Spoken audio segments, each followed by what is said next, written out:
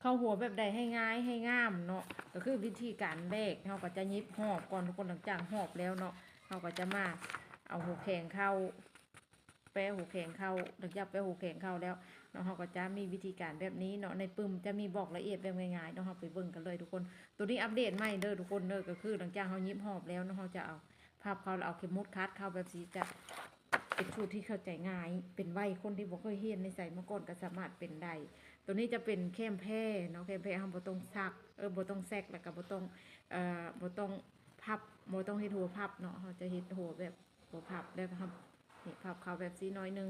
หลังจากนั้นเราจะยิบ นี่เห็นบ่บนเปเนาะเข็มจะเพียงคงขีดเลยทุกคนเข็มจะเพียงคงขีดเลยแล้วกับบัดเป๊ะเพ่เราก็จะเป๊ะเพ่นี่ประมาณนี้เนาะบนเพียงคงขีดไปเลยทุกคนนี่ประมาณนี้คงขีดจะอยู่ประมาณคงขีดจะอยู่ประมาณนี้นี่นะคะจะยิบไปเลยเนาะตัวนี้จะเป็นส่วนที่เหลือเดี๋ยวบนให้เบิ้ง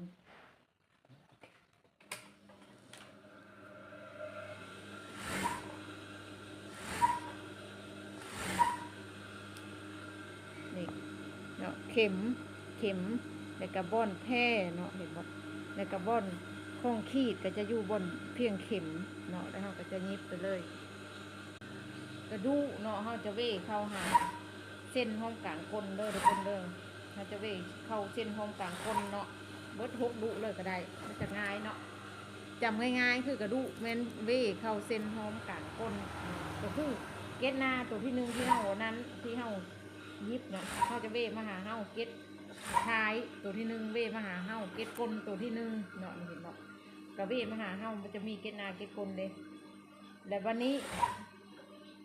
เก็ดก้นตัวที่2นี่ตัวนี้เก็ดก้นตัวที่1เนาะตัวนี้เก็ดก้นตัวที่2เว่ออกไป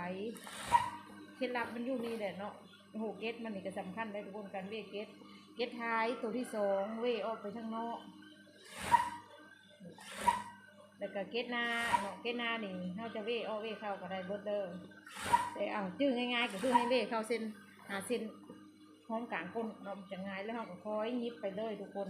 เขาจะไว้บ่ได้เนาะวันนี้มันเริ่มกันเขาก็ตัดออกเนาะตัดออกแล้วเห็นบ่เก็ดเนาะเก็ด